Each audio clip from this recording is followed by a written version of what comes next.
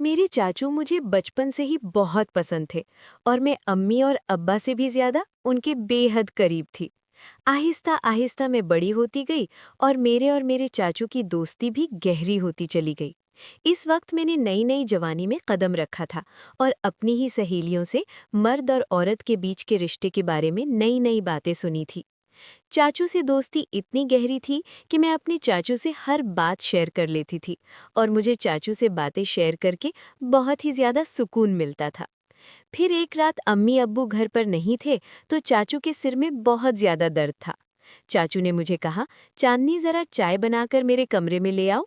मैंने जल्दी से चाय बनाई और चाचू के कमरे में चली गई। चाचू ने चाय साइड टेबल पर रखने को कहा। मैं चाय टेबल पर रखकर वापस जाने लगी थी कि चाचू ने मुझे पकड़ लिया और कहने लगे कि आज घर पर कोई भी नहीं है, तुम्हें अपने कमरे में डर लगेगा, इसलिए आज मेरे पास ही लेट जाओ, तुम्हें एक वीडियो दिखाता हूँ। चाचू ने मुझे अपने बिस्तर पर लेटने को कहा।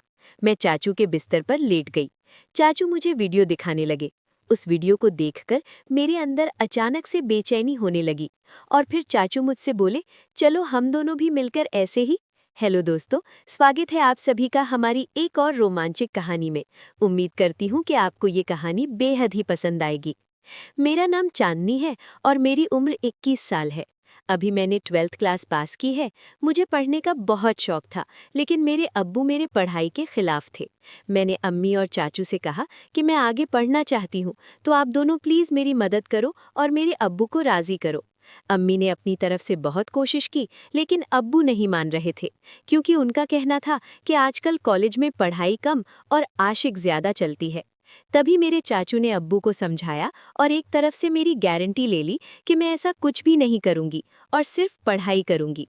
तब जाकर अब्बू मेरे कॉलेज जाने के लिए मान गए और चाचू से कहा कि आज से चांदनी की जिम्मेदारी तुम्हारी है। अगर उसने कुछ भी उल्टा सीधा काम किया तो जिससे इस घर और खानदान की कोई दाग लगा तो चांदनी के साथ साथ तुम्हारी भी खैर नहीं। चाचू ने अब्बू से कहा कि भाई और वो मेरी इतनी हिमायत क्यों कर रहे हैं। लेकिन मज़े की बात तो ये हुई थी कि मैंने कभी सोचा ही नहीं था कि मेरे चाचू से दोस्ती इतनी आगे तक चलती जाएगी। फिर कुछ ही दिनों में चाचू ने मेरे साथ जाकर मेरे कॉलेज में दाखिला करवा दिया। पहले पहले तो मैं खूब दिल लगाकर पढ़ाई करने लगी और कॉलेज में किसी के साथ ज़्यादा फ्री नहीं होती थी। जो भी कॉलेज में होता वो रात को मैं चाचू को घर आकर बता देती। चाचू भी मेरे साथ बहुत ही ज़्यादा फ्री होने लगे थे और मुझे लगता वो मुझे बहुत ही अजीब नज़रों से देखते हैं, क्योंकि मेरी चाची गांव में रहती थी और चाचू नौकरी के सिलसिले में हमारे घर पर ही रहते थे। फिर कॉलेज में मेरी दोस्ती एक लड़की से हो गई, जिसके साथ दोस्ती करने के बाद मेरी जिंदगी बदलने लगी, क्योंकि इस सहेली ने मुझे बताया कि उसकी मंगनी हो चुकी है। उसने मुझे एक दिन अपने मंगेतर से मिलवाया भी था। मेरी सहेली ने मुझे बताया कि हमारी अब शादी तय हो चुकी है, इसलिए हम दोनों एक दूसरे के साथ सारी हदें पार कर चुके हैं और अब हम दोनों में कोई पर्दा नहीं है। इसके बाद मैं अपनी सहेली से वो सब कुछ जानने की कोशिश करती जिसे जानने के शायद बाद मेरी भी उम्र भी नहीं थी, या फिर मेरी उम्र ऐसी थी कि मैं ये सब बातें जानकर आसानी से गलत रास्ते पर चली जाती। और फिर ऐसा ही होने लगा। मुझे भी उन बातों में दिलचस्पी होने लगी। मेरी किसी भी लड़के से तो दोस्ती नहीं थी, इसलिए मैं जब भी ऐसी बातें सोचती तो मेरे दिमाग में खुद ब खुद और फिर मैं अपने दिमाग को झटक देती और खुद को कहती कि चांदनी ये सब क्या है, या क्या बेहुदा बातें सोच रही हो, वो मेरा चाचू है। लेकिन फिर चाचू की बातें और उनका रवैया भी मेरी सोच को बढ़ावा देता रहता था। लेकिन चाचू के दिल की बातें मैं अभी तक जान नहीं पाई थी। कभी कभी तो मुझे लगता था कि वो भी शायद मेरे बारे में यही सब सोचते होंगे, लेकिन कभी कभी उनका रवैया मुझसे बहुत ज़्यादा सख्त हो जाता था और वो मुझे याद दिला देते थे कि तुम्हारे अब्बू कितने सख्त हैं और अगर तुमने कोई भी गलती की तो तुम्हारे साथ साथ मेरा भी बुरा हाल कर देंगे। उनकी ये बातें सुनकर मैं खुद को कंट्रोल करती, लेकिन कहते हैं ना कि जवानी तो अंधी होती है। जवानी तो ऐसी है जैसे सर्दी में आग जल रही हो तो हाथ गर्म कर ही लिया जाता है। मैं जैसे ही कॉलेज जाती, जिन वीडियोस में हर तरह की मामूली ऐश मिल जाती हैं, तो मैं ये कह रही थी कि आपके पास भी तो मोबाइल है और साथ में नेट का पैकेज भी लगा हुआ है, आपने भी वो वीडियोस देखी होंगी, तो क्यों ना हम दोनों मिलके वीडियोस देखें और एंजॉय करें। मैंने ये बात अपना चेहरा चाचू के नज़दीक लाकर सरगोशी वाले अंदाज में कहा। वो फटी फटी आंखों से मेरी तरफ देखने लगे। मुझे लगा जैसे वो मुझे अच्छी तरह से डांट लगाएंगे, लेकिन फिर अचानक ही उन्होंने मुझे बड़े गौर से देखा और फिर शायद दिल ही दिल में कुछ फैसला किया और फिर वो मुस्कुरा पड़े और मुझे सरगोशी वाले अंदाज में कहने लगे, देखो चांदनी, ऐसी बातें अपने अब्बू के सामने मत करना, वरना तुम्हारा बाप तुम्हारा तो बुरा हाल करेगा ही, मगर साथ में मुझे भी घर से निकाल देगा, क्योंकि मैंने तुम्हारी जिम्मेदारी ली हुई है और फिर मेरे लिए रहने का प्रॉब्लम हो जाएगा।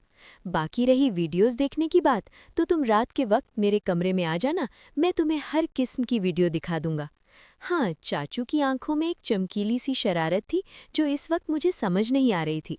इसके बाद चाचू अपने कमरे में चले गए और मैं पढ़ाई करने लगी और आने वाले वक्त के बारे में सोचने लगी। अब मेरा दिल किताबों में नहीं लग रहा था और बस रात को क्या होगा यही सोचने लगी। लेकिन पढ़ाई करना भी ज़रूरी था, क्योंकि पढ़ाई के मामले में चाचू बहुत ही ज़्यादा सख्त थे और मुझे कहते थे कि सबसे पहले तुम्हारी पढ़ाई और बाकी मौज मस्ती बाद में है। और उनका कहना था कि अगर तुम पढ़ाई में अच्छी रहोगी तो तुम्हारे अब्बू भी समझेंगे और तुम्हारी आज़ादी के दरवाजे तुम्हारे लिए खुलते चले जाएंगे। उनकी ये बात मुझे भी बिल्कुल ठीक लगती थी, इसलिए मैंने अपने दिल से सारी बातें निकाली और मन लगाकर अपना कॉलेज का काम करने लगी और जल्दी जल्दी सारा काम खत्म कर दिया। जैसे जैसे रात करीब आ रही थी, मेरे दिल में भी हलचल हो रही थी। फिर जब मैं सारे कामों से फारिग हुई तो रात को आराम से मैं चाचू के कमरे में चली गई। मैं जब कमरे में गई तो चाचू लड़कियों की मैगज़ीन देख रहे थे। मुझे देखते ही वो मुस्कुराने लगे और उन्होंने वो मैगज़ीन छुपा दी। सर्दियों का मौसम चल रहा था और दिन ब दिन सर्दी बढ़ती जा रही थी। आज रात तो सर्दी बहुत ज़्यादा थी। अब्बू आते ही मुझसे अनॉयड कहने लगे, इतनी रात के वक्त चाचू के कमरे में क्या कर रही हो? चलो अपने कमरे में चली जाओ। अब्बू बहुत ही सख्त मिजाज के थे और मैं काफ़ी डरती थी, तो जैसे ही अब्बू ने सख्त अंदाज में कहा, मैं सब कुछ भूल गई और जल्दी से अपने कमरे में आ गई। मैंने सोचा जैसे ही अब्बू चाचू के कमरे से निकलकर अपने कमरे में जाएंगे तो फिर मैं चाचू के कमरे में चली जाऊंगी। लेकिन इस रात अब्बू को चाचू से शायद कोई ज़रूरी काम था, इसलिए अब्बू काफ़ी टाइम तक उनके कमरे में ही बैठे रहे और मैं इंतज़ार करते करते पता ही नहीं चला कि कब नींद आ गई और पता नहीं अब्बू चाचू के कमरे से कब गए। दूसरे दिन कॉलेज से लौटने के बाद मैं बेसब्री से रात का इंतज़ार करने लगी, क्योंकि मैंने कुछ वीडियोस जो देख ली थी। जैसे तैसे करके मैं खुद पर काबू करने लगी और जब टाइम हुआ तो चाचू के कमरे में वीडियो देखने के लिए चली गई। मगर ये क्या, चाचू ने कहा अभी मैं अपने ऑफिस का काम निपटा लूं, तुम थोड़ी देर के बाद मेरे कमरे में आ जाना, मैं तुमको वीडियो दिखा दूंगा। मैं तो सुबह से ही वीडियो देखने के लिए बेताब हो रही थी, तो चाचू पर थोड़ा सा गुस्सा करके बैठ गई। मेरा मोबाइल में नेट का पैकेज लगा हुआ था, तभी मेरे नेट पर किसी नए नंबर से मैसेज आया। उसकी भेजी हुई तस्वीर देखकर मेरी आंखें फटी की फटी रह गईं। मैं अभी तक तस्वीर को देख ही रही थी कि उस आदमी का मैसेज आने लगे। वो काफ़ी रोमांटिक अंदाज में चैट कर रहा था। मैं जो पहले ही बेताब थी, तो मैं भी उसी अंदाज में जवाब लेने लगी। फिर मुझे ख्याल आया कि ये बात मुझे चाचू को बतानी चाहिए। मैं फ़ौरन ही चाचू के कमरे में आई, लेकिन उनके कमरे का दरवाज़ा बंद था। तब मैं कमरे में वापस आ गई और उस अनजान लड़के से वैसे ही बातें करने लगी। मैं मोबाइल पर उस वक्त मैसेज पर बात ही कर रही थी जब मैंने उससे कहा कि मैं तुमको देखना चाहती हूँ और उसको वीडियो कॉल पर बात करने को कहा, लेकिन उस लड़के ने ही मना कर दिया। इस टाइम मैं अपने कमरे से बाहर निकली तो मेरी नज़र चाचू पर पड़ी। वो इस वक्त अपने कमरे से निकलकर सीढ़ियाँ चढ़ते हुए छत पर जा रहे थे और उनके हाथ में मोबाइल था। मुझे हैरत हुई कि वो रात के इस वक्त छत पर क्यों जा रहे हैं। रात के 12 बज रहे थे, मुझे नींद भी नहीं आ रही थी, लेकिन मेरे दिमाग में ये शक था हो गया था कि कहीं चाचू ही तो मुझे नए नंबर से तो नहीं कर रहे हैं। खैर, मैं यही बातें सोचते सोचते अपने चाचू के ख्यालात, क्योंकि हम दोनों के दरमियान लड़ाई हो गई थी। चाचू ने रास्ते में मेरी उदासी की वजह पूछी तो मैंने बताया कि मेरी सहेली से लड़ाई हो गई है और मेरा मन बहुत ज़्यादा ख़राब है। तो चाचू ने कहा चलो तुम्हारा मन ठीक करता हूँ, और चाचू ने बाइक एक बिरयानी की शॉप पर रोक दी। उन्हें पता था कि मुझे बिरयानी बहुत पसंद है। फिर हम दोनों ने वहाँ बैठकर बिरयानी खाई और कोल्ड ड्रिंक भी पी। चाचू वहाँ भी मुझसे हंसी मजाक कर रही थी। इसके बाद मैं चाचू के साथ घर वापस आ गई। उस दिन अम्मी अब्बू घर पर मौजूद नहीं थे, शायद किसी रिश्तेदार की शादी में गए हुए थे। तो चाचू मुझसे पूछने लगे कि तुमने मुझसे दोबारा से वो वीडियो देखने को क्यों नहीं कहा। तो मैंने उन्हें बताया कि मैंने तो पहले से ही देख लिया। चाचू एकदम से चौंक कर मेरी तरफ देखने लगे और बोले, वो कैसे देखी, तुम्हारे पास तो सिर्फ वैसा पैकेज होता है। उन्होंने सख्त अंदाज में पूछा था। मैंने बताया कि मेरा एक नया दोस्त बना है, उसने भेजी है थी। मैं रात को आपको बताने के लिए आई थी, मगर आप सो रहे थे। जब चाचू ने ये सुना तो गहरी सोच में डूब गए। वो बोले, तुम अभी जाओ और अपने कपड़े चेंज करके आ जाओ। मैं अपने कमरे में चली गई। जब मैं वापस लाउंज में आई तो देखा कि चाचू मेरे मोबाइल पर कुछ तलाश कर रहे थे। मुझे अपनी तरफ बढ़ता हुआ देखकर चाचू ने मेरा मोबाइल टेबल पर रख दिया और फिर हम दोनों ने एक साथ मिलकर खाना खाया। मैं खाना खाते वक्त चाचू की तरफ देखती तो मुझे लगता कि चाचू मुझसे अजीब निगाहों से देख रहे हैं। मुझे ऐसा लग रहा था कि वो मुझसे कुछ कहने की कोशिश कर रहे हैं, मगर वो कह नहीं पा रहे थे। मैं दिल ही दिल में सोचने लगी, थॉटफुल चाचू, अब कह भी दो ना, मैं आपको मना नहीं करूंगी। फिर मेरी नज़र चाचू के चेहरे से हटकर उनके मोबाइल पर पड़ी, क्योंकि मैं आज भी उस अनजान लड़के के मैसेज का इंतज़ार कर रही थी। उसने अभी तक मुझे मैसेज नहीं किया था और चाचू भी फिलहाल कुछ कहने को चाह रहे थे। तभी मैंने मोबाइल उठा लिया और खुद ही उस नंबर पर मैसेज करने लगी, मगर मेरे चाचू ने मेरे हाथ से मोबाइल छीन लिया। मुझे लगा शायद उन्हें जलन हो रही है। तभी चाचू ने कहा, नी, खाना खाते वक्त मोबाइल इस्तेमाल करना बिल्कुल भी अच्छी बात नहीं है, इसीलिए मोबाइल मुझे दे दो। उन्होंने ये कहते हुए मेरा मोबाइल अपने पास ही रख लिया। मैंने जल्दी जल्दी से खाना खत्म किया और चाचू से कहा, अब तो मेरा मोबाइल मुझे कर दो वापस। तब उन्होंने कहा, दे दूंगा, अभी तुम ऐसे करो कि बर्तन समेटकर मेरे कमरे में आ जाओ। मैं तो खुश हो गई कि शायद जलन में आकर आज चाचू मेरी ख्वाहिश को पूरा ज़रूर करेंगे। मैंने ऐसा ही किया था। जल्दी जल्दी से मैं बर्तन समेटकर कॉलेज का काम भी ख़त्म किया और रात के 11 बज रहे थे जब मैं चाचू के कमरे में आई और उनसे कहने लगी, अब तुम मुझे मेरा मोबाइल दे दो, मुझे उस दोस्त से बात करनी है। चाचू ने कहा, मेरे सर में बहुत ज़्यादा दर्द हो रहा है, जाओ पहले मेरे लिए एक अच्छी सी चाय बनाकर लाओ। मैं चाय बनाने चली गई। कुछ देर बाद मैं चाय बनाकर कमरे में आई और चाय टेबल पर रख दी और मुर्ख होकर मुड़ जाने ही लगी। तभी चाचू ने मुझे बाजू से पकड़ लिया और बोले, आज रात तुम मेरे कमरे में ही रुक जाओ।